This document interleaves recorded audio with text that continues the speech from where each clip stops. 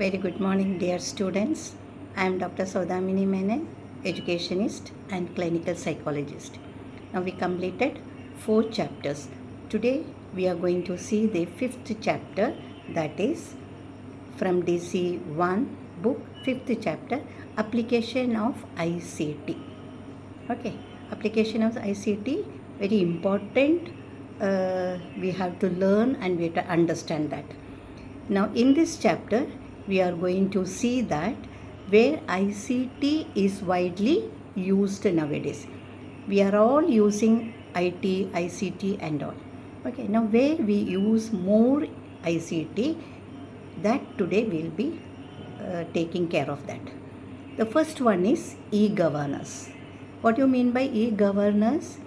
E is the through computers, we do that one. Okay, now this main objective of this to ensure that service of the government reaches the public promptly and efficiently. Whatever the നമ്മൾ ഈ government എന്തൊക്കെ യോജനകളുണ്ട്, ഗവൺമെൻറ്റിൻ്റെ എന്തൊക്കെ പദ്ധതികളുണ്ട്, ഈ പദ്ധതികളൊക്കെ poorest people means ജനങ്ങളിലേക്ക് എത്തിപ്പെടാൻ വേണ്ടിയിട്ട് ഉപയോഗിക്കുന്ന ഒരു ആപ്പാണ്, ഒരു ഇതാണ് ഈ ഗവർണൻസ് എന്ന് പറയുന്നത്. അതെന്നാൽ ഇൻ കേരളയിൽ ഡിപ്പാർട്ട്മെൻറ്റ് ലൈക്ക് എഡ്യൂക്കേഷനിൽ ഈ ഗവർണൻസ് ഉപയോഗിക്കുന്നുണ്ട്, റവന്യൂ ഡിപ്പാർട്ട്മെൻറ്റിൽ ഉപയോഗിക്കുന്നുണ്ട്, സർവേ ഡിപ്പാർട്ട്മെൻറ്റിൽ ഉപയോഗിക്കുന്നുണ്ട്. എവ്രിവെയർ ഈ ഗവർണൻസ് ഈസ് യൂസ്ഡ്. ഏതൊക്കെയാണ് ഈ ഗവർണൻസിൻ്റെ different types of interactions of ഈ ഗവർണൻസിൻ്റെ ഡിഫറെൻറ്റ് ഏതൊക്കെ രീതിയിലാണ് ഉപയോഗിക്കുന്നത് നമുക്ക് നോക്കാം. First one government to government. അപ്പോൾ G2 ന്യൂമറിക്കൽ എഴുതിയിട്ട് G എന്ന് എഴുതുന്നത്, that is government to government. രണ്ടാമത്തേതാണ് ഗവൺമെൻറ് ടു സിറ്റിസൺ കേട്ടോ.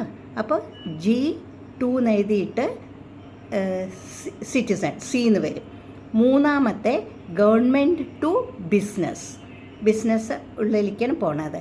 നാലാമത്തെയാണ് government to employees, that is G2E എന്ന്. അപ്പോൾ ഏതൊക്കെ 4 വിധത്തിലുള്ള ഇൻറ്ററാക്ഷൻസാണ് ഈ ഗവർണൻസ് ചെയ്യണത്? ഒന്ന് ഗവൺമെൻറ് ടു ഗവൺമെൻറ്, രണ്ടാമത് ഗവൺമെൻറ് ടു സിറ്റിസൺ, മൂന്നാമത്തെ ഗവൺമെൻറ് ടു ബിസിനസ് ആൻഡ് നാലാമത്തെ government to employees. Okay, now ഈ ഗവർണൻസിൻ്റെ ഇൻഫ്രാസ്ട്രക്ചർ എന്താണെന്ന് നോക്കാം. there are 3 types of infrastructure ഉണ്ട്. അത് നമ്മളെ രാജ്യത്തിൽ സെറ്റപ്പ് ചെയ്തിട്ടുണ്ട്. ഈ ഇൻഫ്രാസ്ട്രക്ചറിന് സെറ്റപ്പ് ചെയ്തത് national E governance plan, NEGP എന്നാണ് അതിന് പറയുക. നാഷണൽ ഇ ഗവേണൻസ് പ്ലാനിൽ ഏതൊക്കെയാണ്? ഒന്ന് സ്റ്റേറ്റ് ഡേറ്റ സെൻറ്റർ, അതിന് SDC എന്ന് പറയും, സ്റ്റേറ്റ് ഡാറ്റ സെൻറ്റർ. ഇതിലെന്താ ഈ സ്റ്റേറ്റ് ഡാറ്റ സെൻറ്റർ എന്താ ചെയ്യണത്? It provides better operation and management control and minimizes the overall cost of the data management, resource management and deployment. ഇതിനൊക്കെ ഉപയോഗിക്കാൻ വേണ്ടിയിട്ടാണ് നമ്മളുടെ ഈ സ്റ്റേറ്റ് ഡാറ്റ സെൻറ്റർ ഈ ഗവർണൻസിൻ്റെ അണ്ടറിൽ വർക്ക് ചെയ്യണത്. രണ്ടാമത്തെ എന്താണെങ്കിൽ state wide area network. State wide പറഞ്ഞാൽ ഫുൾ സ്റ്റേറ്റിൽ എല്ലായിടത്തും കൂടിയിട്ട് വർക്ക് ചെയ്യണ ഒരു നെറ്റ്വർക്കാണ് ഇതിന് SWAN എന്ന് പറയാം. കേരളയിൽ ഈ നെറ്റ്വർക്കിന് എന്താ പറയുക? ഓരോ രാജ്യത്തുണ്ടല്ലോ. നമ്മളുടെ കേരളയിൽ ബീഹാറിലാണെങ്കിൽ അങ്ങനെ, അല്ലെങ്കിൽ ഉത്തർപ്രദേശിൽ അങ്ങനെ, അല്ലെങ്കിൽ തമിഴ്നാടുവിൽ വേറെ, ബാംഗ്ലൂർ കർണാടകയിൽ വേറെ. ഇൻ കേരള ഇതിന് പ്രത്യേകമായിട്ട് എന്താ പറയുക? കേരള സ്റ്റേറ്റ് എന്ന്. ഓക്കെ, മെഡ്രാസിലാണെങ്കിൽ തമിഴിലാണെങ്കിൽ തമിഴ്നാട് സ്റ്റേറ്റ് എന്ന് പറയും.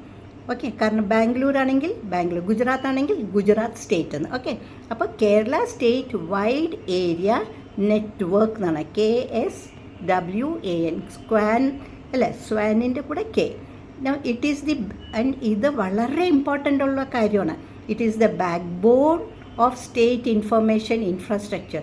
ഇതിൻ്റെ ബാക്ക് ബോൺ, നമ്മളുടെ ബാക്ക് ബോൺ പറയില്ലേ, അതുമാതിരി ബാക്ക് ബോൺ ആണ് സ്റ്റേറ്റിൻ്റെ ഇൻഫ്രാസ്ട്രക്ചറിൻ്റെ വെരി ഇമ്പോർട്ടൻ്റ്. അത് SIT, അതായത് സ്റ്റേറ്റ് ഇൻഫർമേഷൻ ഇൻഫ്രാസ്ട്രക്ചർ എന്നാണ് പറയുന്നത്.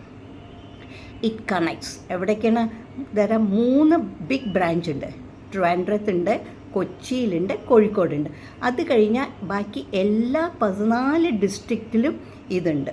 മനസ്സിലായോ? അപ്പോൾ സ്റ്റേറ്റ് വൈഡ് ഏരിയ നെറ്റ്വർക്ക്. മൂന്നാമത് എന്താണ്? Common service centre, CSC. Common service പറയുമ്പോൾ എല്ലാവർക്കും അറിയാം. What is common service?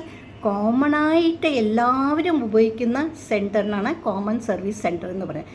CSS are the front end delivery point of the government.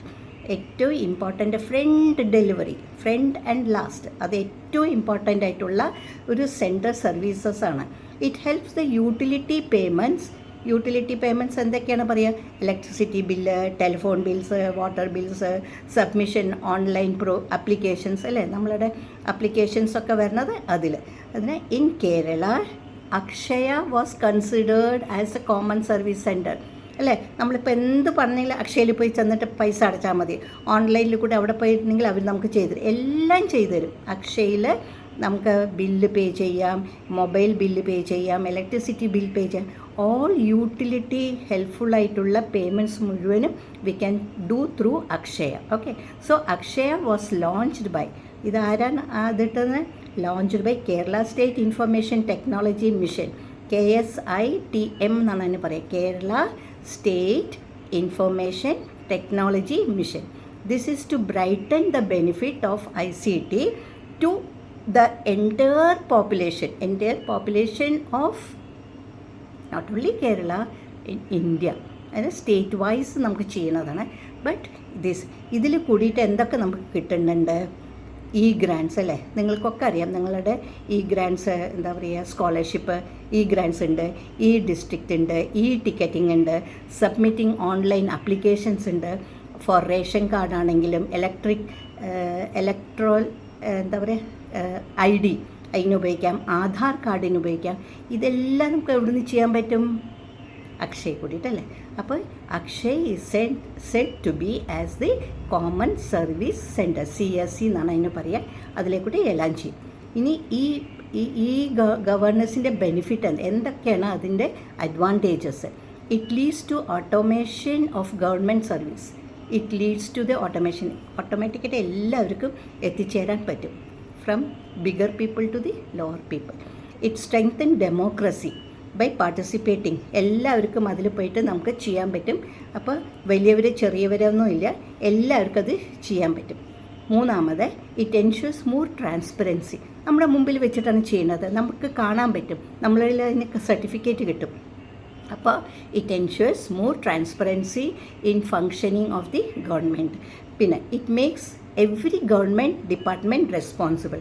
ആരെന്തൊക്കെ ചെയ്യണോ അത് ആ ഗവൺമെൻറ് റെസ്പോൺസിബിൾ, അവരതിൻ്റെ ബാധ്യത, അവരാണ് അതിൻ്റെ റെസ്പോൺസിബിലിറ്റി എടുക്കുന്നത്. അഞ്ചാമത്, ഇറ്റ് സേവ്സ് അൺനെസസറി. നമ്മൾ ഓരോ ഓഫീസിൽ കയറി ചെന്നിട്ട് ഇപ്പോൾ നമുക്ക് വാട്ടർ ബില്ല് അടയ്ക്കണമെങ്കിൽ വാട്ടർ അതോറിറ്റീസിൽ അവിടെ പോയിട്ട് ബില്ല് അടയ്ക്കണം അല്ലേ. അതിന് പകരം നമ്മൾ അക്ഷയയിൽ പോയിട്ട് ഒരുമിച്ചിട്ട് വാട്ടർ ബില്ല് അടയ്ക്കാം, ടെലിഫോൺ ബില്ല് അടയ്ക്കാം, ഇലക്ട്രിസിറ്റി ബില്ല് അടയ്ക്കാം, എന്തൊക്കെ ബില്ലുണ്ട് ഇപ്പോൾ എല്ലാം ഓൺലൈനിൽ കൂടി നമ്മൾക്കും ചെയ്യാൻ പറ്റും. അപ്പോൾ ഇതിനാണ് കോമൺ സർവീസ് സെൻറ്റർ എന്ന് പറയുന്നത്. പക്ഷേ ഇതിൻ്റെ കൂടെ വേറെ ഒന്ന് കൂടിയിട്ടുണ്ട്. What is challenges of governance? എന്തൊക്കെയാണ് അതിൻ്റെ ചാലഞ്ച് പറഞ്ഞാൽ അതിനെ ചാലഞ്ച് ചെയ്യാനായിട്ടാണ് ഒരു 4 കാര്യം അതിൽ വരുന്നുണ്ട്. It existing digital divide is an obstacle installing the services of governance. അപ്പോൾ അത് നമുക്ക് ഇൻസ്റ്റാൾ ചെയ്യാനായിട്ട് ഗവർണൻസിൻ്റെ നമുക്ക് ബുദ്ധിമുട്ടുണ്ട്.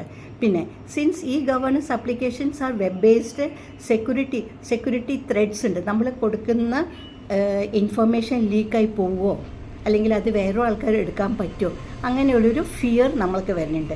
Huge initial investment is required. ഒരു അക്ഷയ സെൻറ്ററൊക്കെ നമുക്ക് ഉണ്ടാക്കണമെന്നുണ്ടെങ്കിൽ ഒരുപാട് പൈസ നമുക്കതിന് സ്പെൻഡ് ചെയ്യണം. പിന്നെ reluctance of people to share personal information അല്ലേ. നമ്മളിപ്പോൾ